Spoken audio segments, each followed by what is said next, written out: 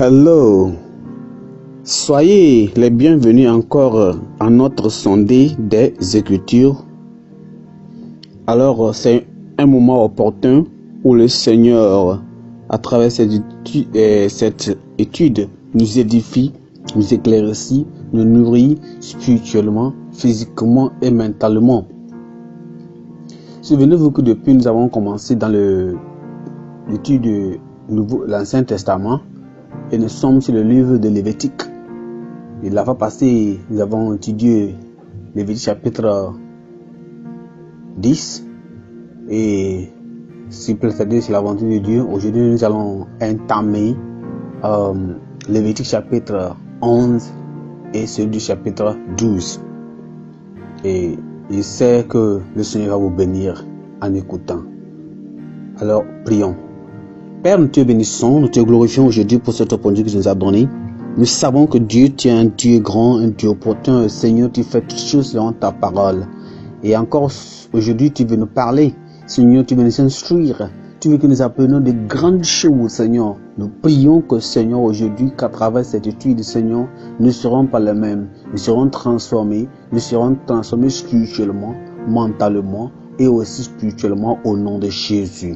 Nous prions qu'à la fin, que ton nom soit glorifié au nom de Jésus. Merci, Seigneur, car tu nous as exaucés. Nous prions que, Seigneur, tu bénis tous ceux qui nous écoutent de loin et de près, tous ceux qui nous suivent. Nous prions, Seigneur, que tu les bénisses abondamment, Seigneur, qu'ils puissent aussi partager cette connaissance pour que nous puissions ensemble se préparer pour que, quand tu viendras, tu ne vas pas nous laisser. Oh Seigneur, merci car tu nous as exaucés. Au nom précieux de Jésus, nous avons prié. Amen. Frères et sœurs, soyez les bienvenus aujourd'hui. Nous allons entamer notre sondée et nous considérons notre texte de lecture dans le livre de Lévitique, Lévitique chapitre 11. Nous considérons Lévitique chapitre 11. Nous sommes partis du verset 1. La Bible dit: L'Éternel parla à Moïse et Aaron et leur dit: Parle aux enfants d'Israël et dites: Voici les animaux dont vous mangerez parmi toutes les bêtes qui sont sur la terre. Vous mangerez de tout animal qui a la corne fendue, le pied fourchu et qui rumine. Mais vous ne mangerez pas de ceux qui ruminent seulement, ou qui ont la corne fendue seulement. Ainsi vous ne mangerez pas le chameau qui rumine, mais qui n'a pas la corne fendue, vous le regarderez comme impur. Verset 5 dit: Vous ne mangerez pas le daman qui rumine, mais qui n'a pas la corne fendue, vous le regarderez comme impur. Vous ne mangerez pas le lièvre qui rumine, mais qui n'a pas la corne fendue, vous le regarderez comme impur. Vous ne mangerez pas le porc qui a la corne fendue et le pied fourchu, mais qui ne rumine pas, vous le regarderez comme impur. Vous ne mangerez pas de leur chair et vous ne toucherez pas leur corps mort, vous le regarderez comme impur. Voici les animaux dont vous mangerez parmi tous ceux qui sont dans les eaux. Vous mangerez de tous ceux qui ont des nageoires et des écailles et qui sont dans les eaux, soit dans les mers, soit dans les rivières. Mais vous serez en abomination tous ceux qui n'ont pas des nageoires et des écailles, parmi tous ceux qui se meuvent dans les eaux et tout ce qui est vivant dans les eaux, soit dans les mers, soit dans les rivières. Vous les aurez en abomination. Vous ne mangerez pas de leur chair, et vous aurez en abomination leur corps mort. Vous aurez en abomination tous ceux qui, dans les eaux, n'ont pas des nageoires et des écailles. Parmi voici les oiseaux ce que vous aurez en abomination et dont on ne mangera pas, l'aigle, l'orfraie et l'aigle de mer,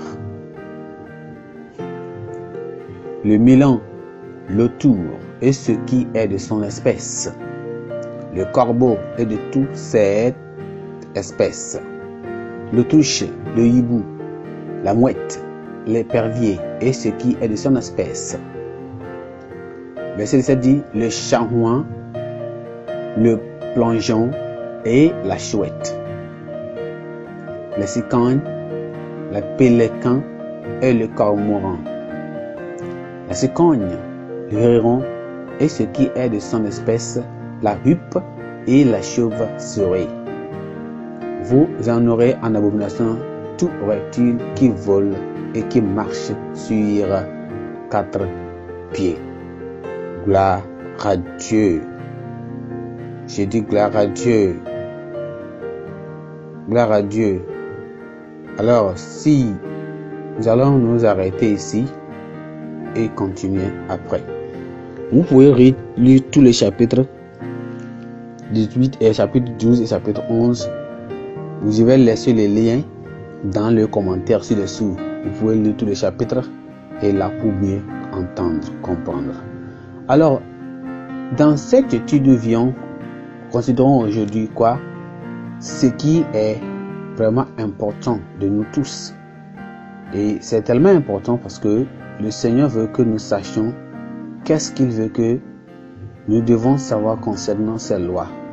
C'est lui qui les a créées et il a de quoi, il sait quoi il veut que nous fassions.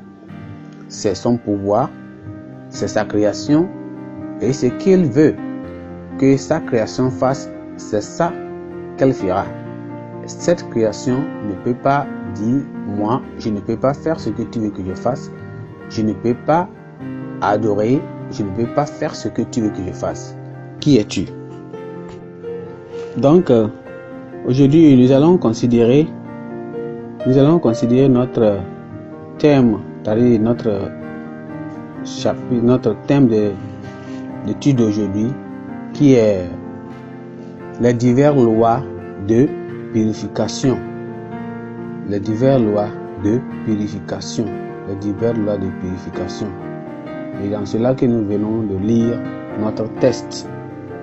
Ces diverses lois de purification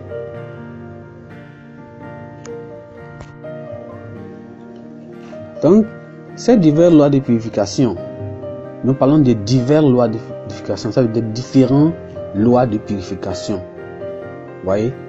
Et qu'est-ce que ça veut dire le mot purification? Le mot purification simplifie seulement, signifie rendre propre et pur. Rendre propre et pur. Cela aussi implique le nettoyage total d'une chose ou bien d'une personne. Vous voyez, non? Le nettoyage complète ou total d'une chose ou bien d'une personne. Donc, on dit ici que les lois de purification. Les lois, ici, réfèrent de quoi? Ça réfère à l'ensemble des instructions données directement par qui? Dieu. Pour aider son peuple à mener une vie de pureté et de sainteté. À mener une vie de quoi? De pureté et de sainteté. Une vie de pureté et de sainteté. Alors, nous voyons depuis le commencement, ou depuis que nous avons commencé notre étude, nous voyons comment l'étude a commencé concernant ces diverses lois, même dans le commencement de notre étude de l'Ancien Testament. On a vu que quoi? Après que nous avons vu l'institution du sacerdoce, vous voyez, non, dans notre étude précédente, ou bien dans nos études précédentes, on a vu l'institution du sacerdoce. On a vu quoi? La consécration d'Aaron et de ses fils. Et après, on a vu la mort tragique de Nadab et quoi? Abihu. La mort tragique de Nadab et même celui de quoi? De Habile. C'était tellement tragique que il y avait vraiment des chaos. Et en réalité, concernant leur mort, qui était tragique, venant de leur péché qu'ils ont commis. Après cela, Dieu a chargé Moïse de donner aux enfants d'Israël, c'est-à-dire dans le chapitre 11. Ils sont morts dans le chapitre 10. Dans le chapitre 11, Dieu maintenant, après toutes ces choses-là, a chargé à Moïse de donner aux enfants d'Israël la loi des animaux purs et impurs et des rites de purification pour les impurs. Alors, les interdictions alimentaires et la demande de Dieu pour la purification externe d'Israël était à la fois comment? Sanitaire et spirituel. Vous voyez cela, non? Était à la fois physique, sanitaire et aussi c'était comment aussi spirituel. C'était aussi spirituel. Et Dieu savait la raison pour laquelle il veut que ces choses se fassent. Non, en autre manière, on peut dire que après les avoir rachetés de l'esclavage en Égypte, Dieu avait l'intention de leur enseigner l'art alimentaire, de distinguer le pur de l'impur, et même de le faire comprendre, ou bien de les faire comprendre qu'ils ne pouvaient vivre selon aucune autre loi que la sienne, que la loi de Dieu. Il devait être un peu plus spécial dans la vie, les relations et le culte étaient régis par ces lois, c'est-à-dire les lois de Dieu. Ce n'est que lorsqu'ils vivent selon ces lois, qu'est-ce qui va se passer? Qu'ils peuvent mener une vie sainte et pure. Sainte et pure. C'est en cela qu'ils peuvent le faire. Sans croire au Seigneur, sans croire à Dieu, ils ne peuvent jamais mener une vie qui va plaire à Dieu. Jamais. Ils ne peuvent jamais mener une vie qui va plaire à Dieu. C'est en restant en Christ qu'ils peuvent maintenant plaire à Dieu. Alors, la même chose qui s'est passé que le sacrifice du sacerdoce qu'il faisait était simplement de pouvoir aider, à les aider à mener une vie pieuse et sainte. Non. C'est Lévitique, les enfants toutes ces choses qu'ils faisaient en ce moment-là, la purification des sacerdoces et ces lois, n'étaient que pour aider les enfants d'Israël à mener une vie agréable à Dieu.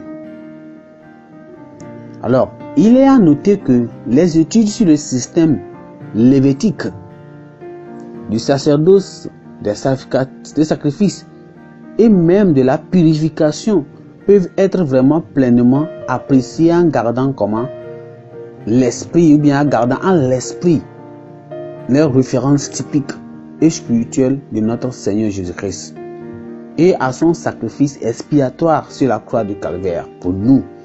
Il ressort clairement de ce qui précède que les lois de Dieu émanent de ces saintes pensées qu'elles révèlent sa crainte ou bien sa sainteté, bien sa sainte nature, et même qu'elles accomplissent son saint dessein de transformer et de préserver son peuple. Et de préserver son peuple. De préserver son peuple. Alors Dieu les a donné beaucoup de choses qui n'ont qu'à savoir quelles étaient ces choses qui étaient pures, ces aliments, ces animaux qu'ils devaient manger et conserver, et quels sont ces animaux qui étaient impurs et quels sont ceux qui étaient impurs et ce n'était pas bon pour eux de pouvoir consommer. Alors Dieu avait vraiment besoin qu'il le sache, afin qu'il ne puisse pas faire ce qui est comment mauvais à ses yeux. Il aussi pensait à leur spirituel, à leur état spirituel et à leur état physique. Alors ils devaient purifier le temple, eux-mêmes faire des sacrifices normaux qui va les aider vraiment pour que la présence de Dieu puisse être avec eux. Merci. Alors comme je viens de le dire, nous considérons le thème les diverses lois de purification. Et en ce, nous allons considérer 3 points. Premier point, on va considérer la classification des animaux purs et impurs. La classification des animaux purs et impurs. Et deuxièmement, nous verrons les rites de purification après l'accouchement. Quels sont les sacrifices que les femmes devaient faire après leur accouchement. Et troisièmement, on verra l'impurité cérémonielle et la purification sous la dispensation de l'évangile, c'est-à-dire les enfants de Dieu sous la nouvelle dispensation, c'est-à-dire dans le Nouveau Testament. Qu'est-ce qu'eux doivent faire? Qu'est-ce qu'eux doivent faire dans le Nouveau Testament? Rapidement, nous allons voir le point numéro 1 qui est la classification des animaux purs et impurs. La classification des animaux purs et impurs. Revenons à notre test. Dans Lévitique chapitre 11, le verset 1. Lévitique chapitre 11, lisons le verset. Lévitique chapitre 11, lisons le verset 1. Lui dit quoi? Et l'Éternel parla à Moïse et Aaron et leur dit: parle aux enfants d'Israël, dites: voici les animaux dont vous mangerez parmi tous les bêtes qui sont sur la terre. Vous mangerez de tout animal et qui a la corne fendue, le pied fauchu et qui rumine. Mais vous ne mangerez pas de ceux qui ruminent seulement et qui ont la corne fendue seulement. Ainsi vous ne mangerez pas le chameau qui rumine, mais qui n'a pas la corne fendue. Vous le regarderez comme impur. Et il dit, le verset 5, il dit: vous ne mangerez pas le daman qui rumine, mais qui n'a pas la corne fendue. Vous le regarderez comme impur.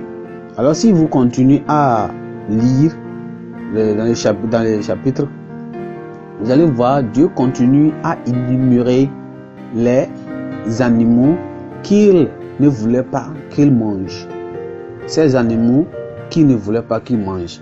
Il y avait des animaux qu'il considérait comme ces animaux sont impurs et d'autres animaux qui sont vraiment, on peut dire, il les considère comme des animaux purs.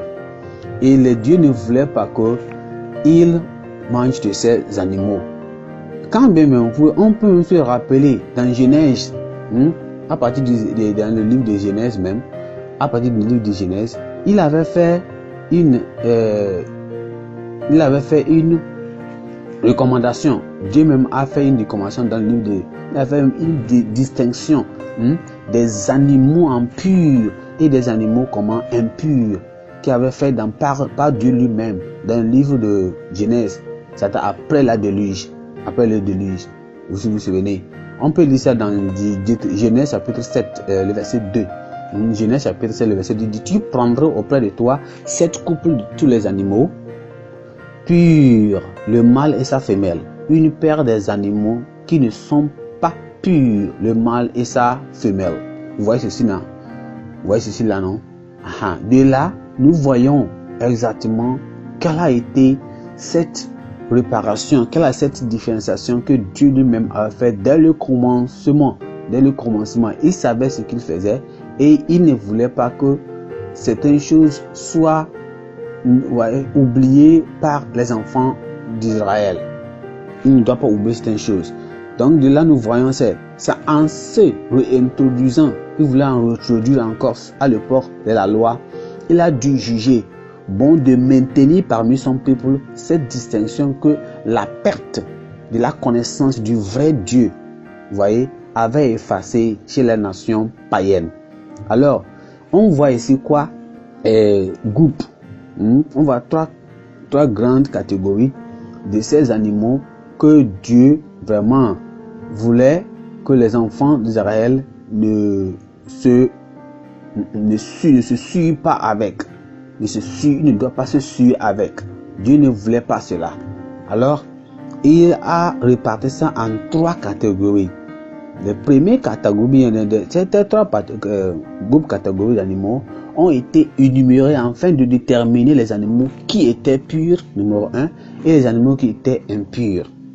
Et ces animaux, on a groupé ça en 3 parties. Lui-même a groupé ça en comment? Regroupé ça en 3 parties.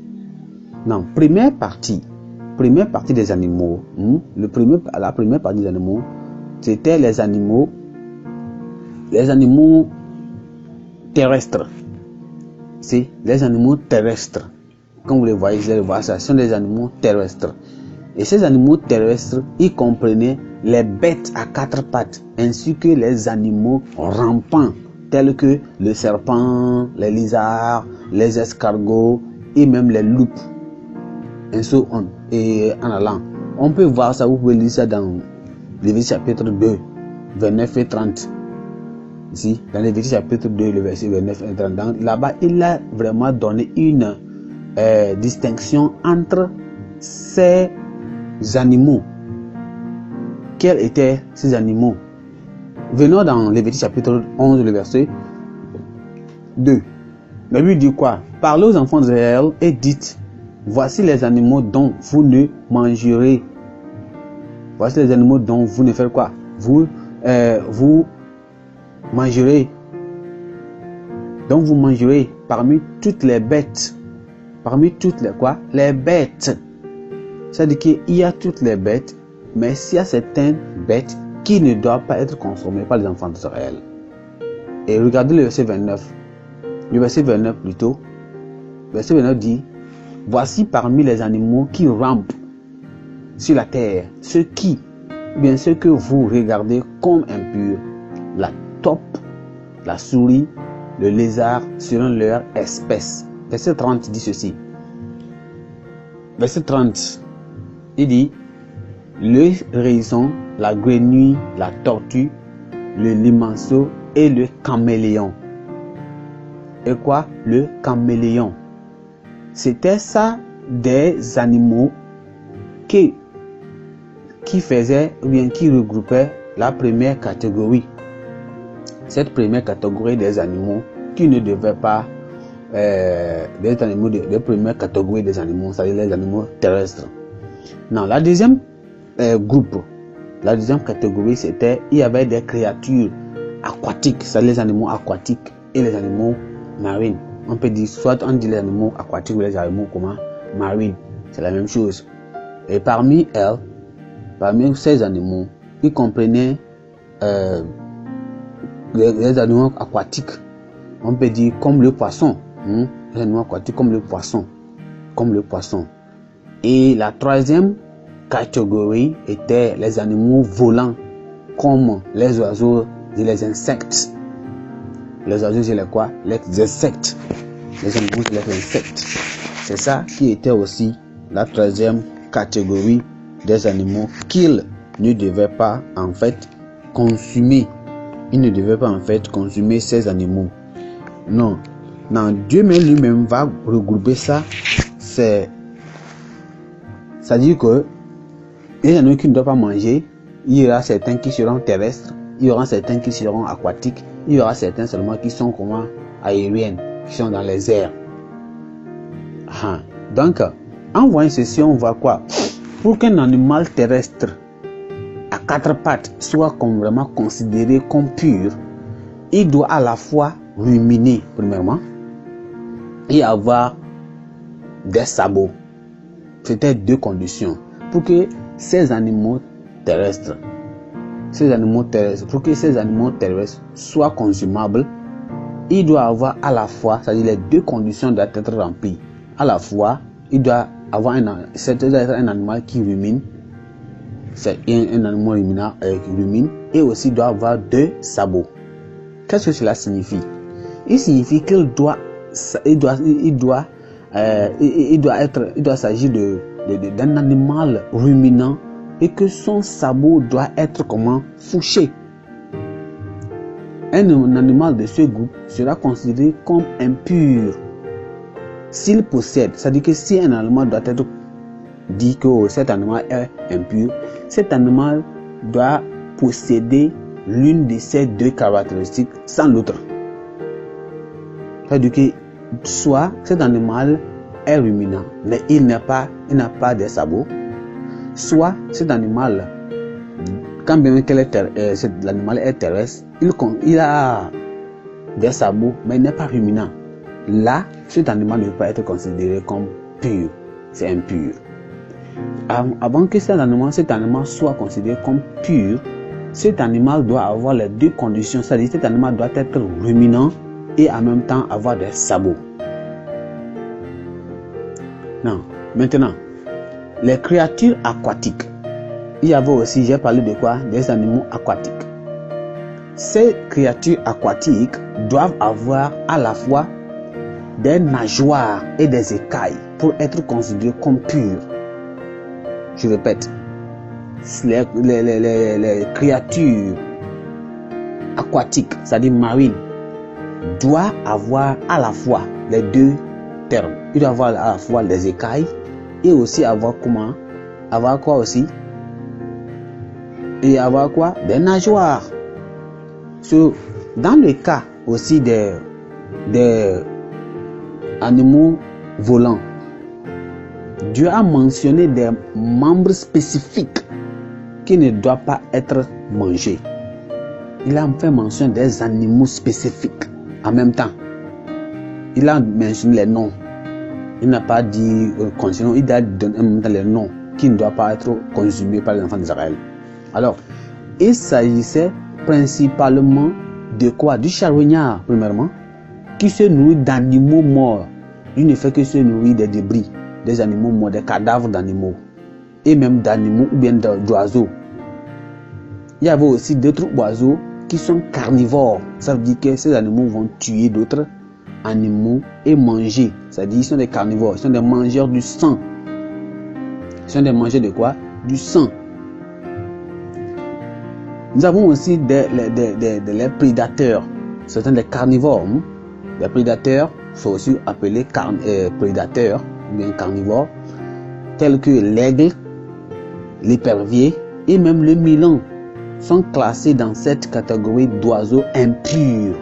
Et parmi autres oiseaux impurs figurent les hiboux. Vous voyez, figure quoi? Les hiboux, le pélican, le corbeau et même le cormoran, qui sont tous des créatures solitaires habitant dans des lieux tellement sombres. Ils habitent dans des lieux tellement sombres. Tout ce que Dieu fait a une signification. Tout ce que Dieu fait, il y a des significations. Il y a des significations. Et tout ce qu'il avait donné, il y avait des significations sur cela. Revenons dans quelque chose qu'il a dit dans Psaume chapitre 2, 102, le verset 6. Psaume 102, le verset 6, il dit: je rassemble aux pélicans du désert et je suis comme le chamois des ruines. Voyons Ésaïe chapitre 34, le verset 11. Il dit: le pélican et les hérissons la posséderont, la chouette et le corbeau l'habiteront. On y éteindra le corbeau de la désolation et le niveau de la destruction. Et le niveau de la destruction. Le niveau de la destruction. En tout ce que nous disons, et on voit même qu'il y avait aussi un examen vraiment qui a été bien. C'est-à-dire, si on regarde bien, approfondément, cette étude, on peut voir que il y a quelque chose qui se passe actuellement là-bas. Et on peut savoir que vraiment, c'est ce qui se passe, c'est ça là qui est là. Et regardons ça. Et il y avait un examen, vraiment, en regardant ça, on va voir que ces classifications sont vraiment faites.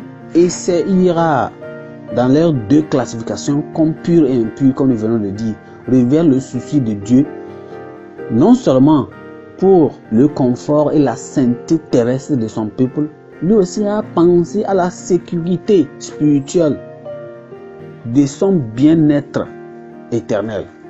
C'est-à-dire, il ne pensait pas seulement à ces choses, mais lui aussi pensait au bien-être, soit spirituel et terrestre, de ses enfants, de ses enfants lui-même. Il pensait à cela et il veut que les enfants aussi soient dans une bonne communion avec lui. Il pensait à cela. Non. Donc, si on regarde, on peut voir ça. Est-ce que c'est vrai que Dieu pensait au bien-être de son peuple? Oui, il a dit ça dans 3 Jean chapitre 2. Chapitre 1, le verset 2, il dit: Bien-aimé, je souhaite que tu prospères à tout égard et sois en bonne santé, comme prospère l'état de ton âme. Ce n'est pas la volonté de Dieu que quelqu'un tombe malade. La maladie, ce n'est pas quelque chose que Dieu veut que nous ayons. Dieu ne veut pas que ses enfants soient malades. Il veut que nous soyons en bonne santé. Il veut que nous quoi? Nous soyons comment? En bonne santé. Et la santé qu'il veut que nous ayons, il veut que nous prospérons comme lui-même le désire. C'est ça qu'il veut que nous soyons. Et je remercie le Seigneur vraiment parce qu'il pense à nous. Donc, d'après le commandement de Dieu, il a dit que dans Lévitique chapitre 11, verset 3, il dit: Vous mangerez de tout animal qui a la corne fendue, le pied fourchu et qui rumine.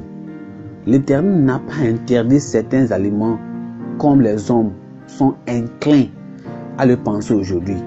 Simplement parce qu'il est souverain, mais parce que dans sa parfaite connaissance en tant que Dieu et créateur, il savait que la consommation de certains animaux comme aliments serait vraiment préjudiciable ou bien préjudiciable, c'est-à-dire que ce serait tellement mauvais à la santé et à la moralité de son peuple.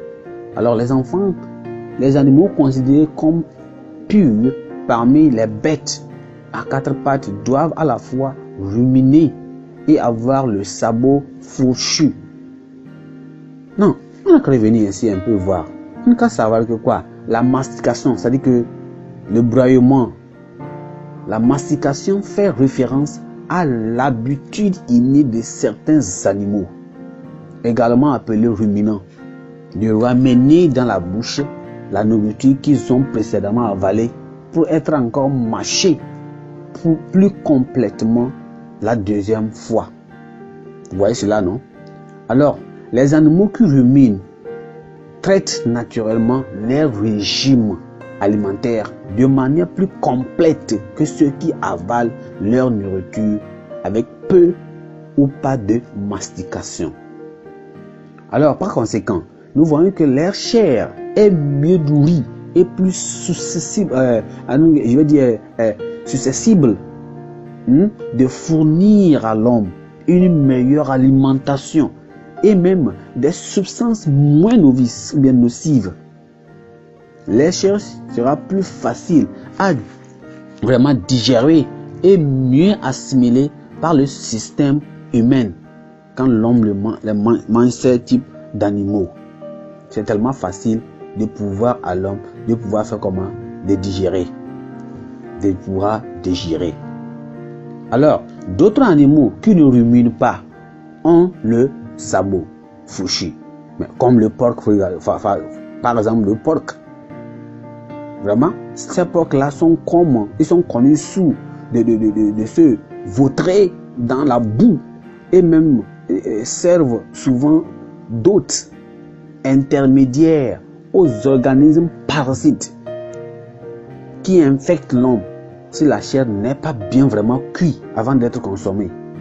D'autres animaux de toutes classes sont aussi des prédateurs sanguinaires et qui se nourrissent de la chair et du sang de leur proie.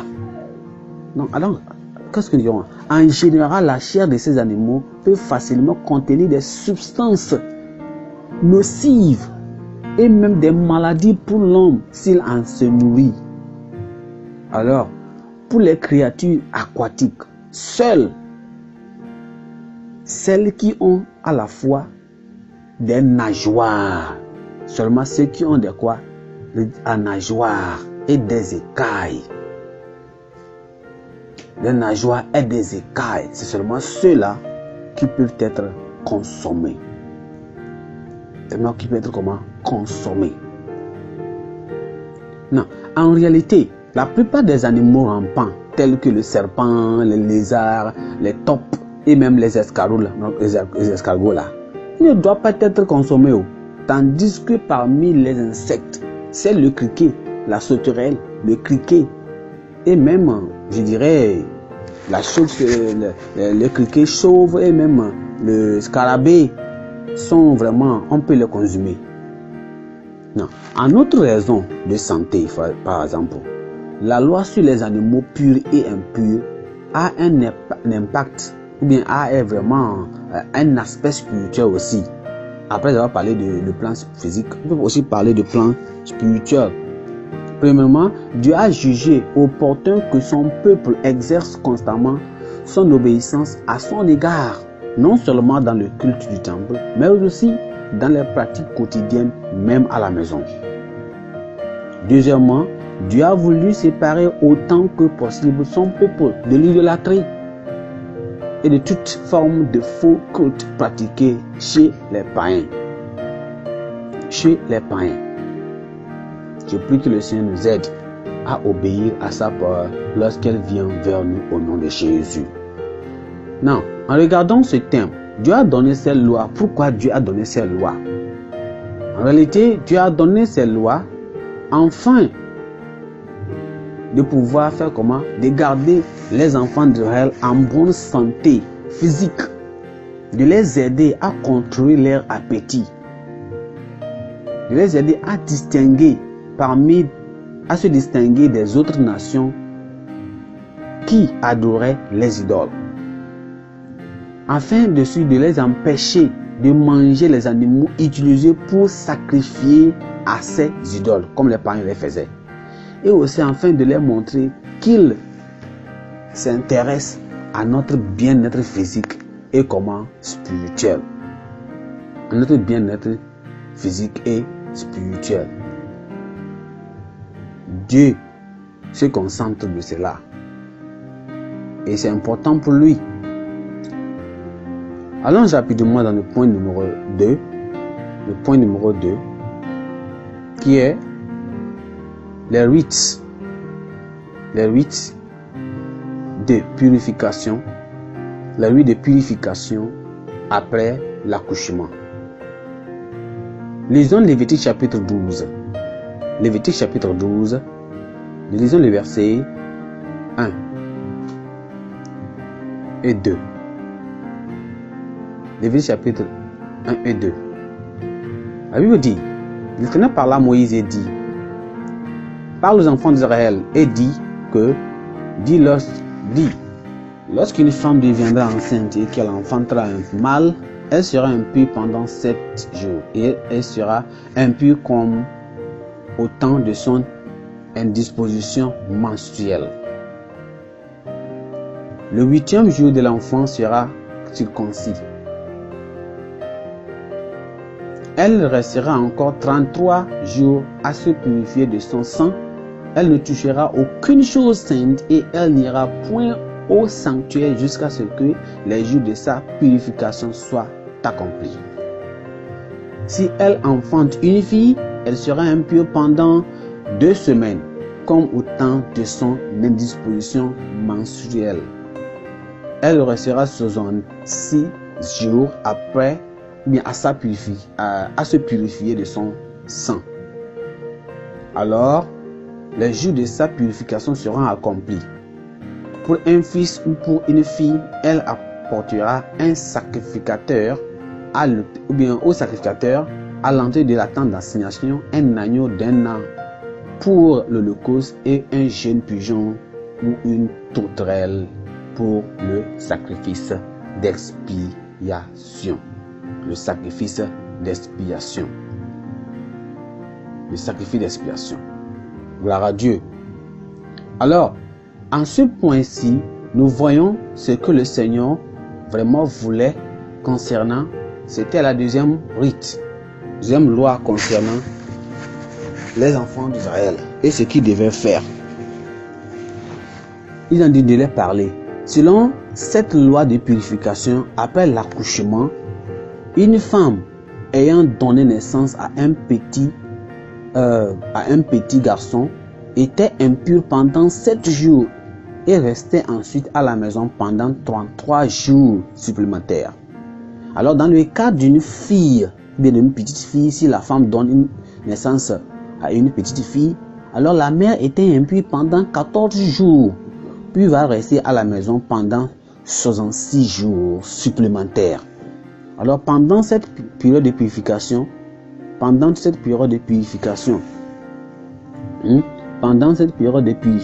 là, qu'est-ce qui va se faire? Soit cette période de 33 ou bien 66 jours, la nouvelle mère n'était pas autorisée à entrer dans le sanctuaire et elle ne devait pas participer à la Pâque ou même à l'offrande de paix. Alors si elle était la femme du sacrificateur, elle ne devait même pas, comme par le passé, manger ce qui était saint pour l'Éternel. L'impurité cérémonielle que la loi imposait aux femmes après l'accouchement, comme pour la loi sur les animaux purs et impurs, avait une dimension à la fois physique et aussi comment spirituelle. À la fois physique et à la fois spirituelle. Comme il ne devait pas entrer dans le temps d'assignation sans que la chose, le sacrifice ne soit fait. Le sacrifice ne soit fait. Alors, sur le plan physique, elle témoigne de la tendre solitude de Dieu qui protège la nouvelle mère des dangers qui représentent les visiteurs à un moment où sa faiblesse corporelle et sa vulnérabilité aux infections sont les plus grandes. Sur le plan physique, Dieu avait amené ceci là pour que la femme, en ce moment qu'elle met au monde, elle est tellement fragile et peut faire face aux infections et peut être tellement infectée facilement parce qu'elle a un corps maintenant tellement novice et faible. Non, pour le plan physique et spirituel, l'impurité reflétait le péché naturel de l'homme et la souillure dans laquelle tous les hommes sont nés. Comme le petit, on le voit même dans le livre de Psaume. Dans le livre de Psaume, chapitre 51, Psaume chapitre 51, le verset 5. Voyez ce que le psalmiste dit ici. Il dit, voici, je suis né dans l'iniquité et ma mère m'a conçu quoi? Dans le péché. Ma mère m'a conçu dans le péché. Elle m'a conçu dans le péché. Et ma mère m'a conçu dans le péché. Oui, c'est ce qui affirme cela. Ce qui affirme que tout homme, nous sommes nés dans le péché. Et on ne peut pas venir à la présence de Dieu avec ce péché. C'est après que nous sommes sauvés qu'on peut servir. Personne ne peut servir le Seigneur ou prendre les choses saintes dans le péché. C'était le plan spirituel. C'était le plan spirituel. Que le Seigneur nous aide et que nous puissions marcher selon sa volonté et tout ce qu'il nous donne au nom de Jésus. Et en faisant cela, Dieu vraiment nous aidera. Jésus-Christ est mort pour nous à la croix du Calvaire pour nous donner cette pureté, cette bonne réputation. Non, pour qu'un chrétien reflète l'amour ou l'image de Dieu, il doit être saint. Pour être saint, un croyant doit d'abord, premièrement, s'humilier devant Dieu et développer un fort désir d'être sanctifié. Il doit aussi avoir l'obéissance au commandement de Dieu en cherchant sincèrement et en priant pour faire l'expérience de sa deuxième œuvre de grâce, c'est-à-dire la sanctification. Il y a aussi ceux donnés à la promesse de Dieu, croyant qu'il le sanctifiera et le rendra saint. Il va le sanctifier et le rendra saint. Gloire à Dieu. Allons dans le point numéro 3, qui est l'impurité cérémonielle et la purification sur la dispensation de l'évangile. Qu'est-ce qui va se passer? Nous qui sommes aujourd'hui dans le Nouveau Testament, qu'est-ce qui là nous implique? Que devons-nous faire? Alors si nous lisons dans Lévitique chapitre 11, il y a notre texte, Lévitique chapitre 11, lisons le verset 45. Lévitique chapitre 11, lisons le verset 45.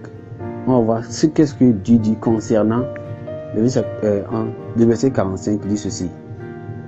Verset 45 dit: car je suis l'Éternel qui vous ai monté du pays de l'Égypte pour être votre Dieu et pour que vous soyez saints, car je suis saint. Vous serez saints, car je suis saint. Vous serez saints, car je suis saint. C'est la nature de Dieu. Nous devons l'être. Soit nous le voulons ou nous ne le voulons pas. Si nous voulons servir Dieu et nous voulons faire ce qu'il veut que nous fassions, nous devons être comme lui. Sa nature, c'est la sainteté, c'est la pureté. Comme nous l'avons noté précédemment, l'un des principaux objectifs de la loi sur les animaux purs et impurs était de séparer les juifs des gentils, des non-païens, des païens, afin d'éviter la pollution de l'idolâtrie au sein du peuple. De même, les purifications cérémonielles après l'accouchement, nous avons vu qu'un signe avant-coureur de la purification de tous ceux qui viennent dans le monde par le sang expiatoire de Jésus-Christ. Donc Christ voulait ici qu'on se sépare de l'idolâtrie. L'idolâtrie dans toutes ses formes, l'idolâtrie dans toutes ses manières, qu'on peut le voir, qu'on se dissocie l'idolâtrie des idoles, l'idolâtrie des images, l'idolâtrie des animaux construits et représentés, l'idolâtrie des hommes, l'idolâtrie des photos, de quoi que ce soit. Les gens, l'idolâtrie même dans les films de Jésus-Christ, c'est les personnages, les acteurs qui ont acté comme Jésus. Souvenez-vous que dans le moment de Jésus-Christ, Marie, Joseph, en leur temps, il n'y avait pas d'appareil photographique. Qui a eu l'image, qui a eu la photo de Jésus, qui a eu la photo de Marie? Personne. Alors, quelles sont ces photos-là? Les photos de ces acteurs. Et ces photos deviennent des images d'adoration, des idoles, et nous les adorons. C'est mauvais. Ceux qui font cela doivent vraiment se repentir. Et seul Christ doit être adoré. Il doit être adoré. Seul Christ doit être adoré. Personne n'a l'image de Christ lui-même. Personne. Alors, on ne peut pas faire des idoles, soit en terre, battue, en clé, soit en quoi que ce soit, en bois, et commencer à les adorer. Il n'y a pas un Dieu. Ce sont des démons que nous adorons là-bas. Si ces personnes qui font, c'est sans qu'ils n'adorent pas Dieu. Ils n'adorent pas Dieu. Ils n'adorent pas Dieu. Revenez-vous que Christ a fait cela à la croix de Dieu. Christ a anéanti toutes ces choses. Et on n'a pas besoin de corps de ces sacrifices. Dans la mesure où, par le sang expiatoire de Jésus-Christ, dans la mesure où Christ est venu, lui, qui, des deux, n'en a fait qu'un, et qui a renversé le mur de séparation de l'iniquité. C'est l'inimitié, la séparation là, ayant anéanti par sa chair la loi des ordonnances dans ses préceptions, afin de créer en lui, avec les deux, un seul homme nouveau, en établissant la paix. Le besoin de séparation sur la base de la pureté et la purification cérémonielle a cessé d'exister. Ça a cessé. Christ est venu le faire une fois pour toutes. Christ est venu le faire une fois pour toutes. Il n'y a plus encore de besoin de cérémonie, de sacrification, de quoi que ce soit. Christ l'a fait à la croix et c'est fini. Le besoin de séparation de base sur la pureté et la purification cérémonielle a cessé d'exister depuis. Alors le croyant du Nouveau Testament est donc libéré du fardeau des lois cérémonielles afin de pouvoir se concentrer sur la question la plus importante de la quoi? La plus importante de quoi? La plus importante de quoi? La plus importante de la repentance, de la foi en Christ et de la sainteté de vie committante d'un cœur sanctifié. Alors, qu'est-ce qu'il doit faire? Un croyant du Nouveau Testament ne peut pas se soumettre aux ordonnances cérémonielles de la loi comme si le salut venait de leur observation. Alors, ce que je peux dire comme conclusion aujourd'hui, que un enfant, un pécheur doit venir devant Dieu et prier sincèrement pour son salut. Et en priant cela, l'Éternel va l'aider. Cependant, en prenant nos libertés en Christ, nous devons aussi veiller à ne pas mettre notre santé en danger pour le plaisir de nos appétits. On doit savoir ce que nous devons manger. On doit être tellement méfiant de tout ce que nous mangeons. On ne va pas dire nous bénéficions du sacrifice de Christ, nous bénéficions des promesses de Christ. Alors, on peut faire n'importe quoi, on peut manger n'importe quoi. Non, on doit veiller sur ce que nous mangeons. Le Seigneur vraiment a besoin pour que nous restions en bonne santé. Il a dit cela dans Romains chapitre 14, le verset 1. Il dit quoi? Il a dit que faites accueil à ce qui est faible dans la foi et ne discutez pas sur les opinions. Verset 7 dit que, en effet, nul de nous ne vit pour lui-même et nul ne meurt pour lui-même. Et nul ne meurt pour lui-même. Gloire à Dieu. Et nul ne meurt pour lui-même. Le Seigneur nous a parlé aujourd'hui concernant sa parole. Et il veut que vraiment que nous soyons ses enfants et nous fassons ce qu'il veut que nous voulons. Et nous fassons ce qu'il veut, non ce que nous voulons. Et c'est en faisant cela que sa bénédiction restera sur nous. Je veux que nous allons dans la prière. Regarde ta vie. Comment tu mènes ta vie? Est-ce que tu as Christ en toi? Est-ce que tu continues à avoir ces idoles, ces images dans ta chambre? Tu continues à faire ces sacrifices au village ici et là? Tu continues à faire ces sacrifices de ces idoles? Est-ce que tu as une idole dans ton cœur? L'idole qui est dans ton cœur.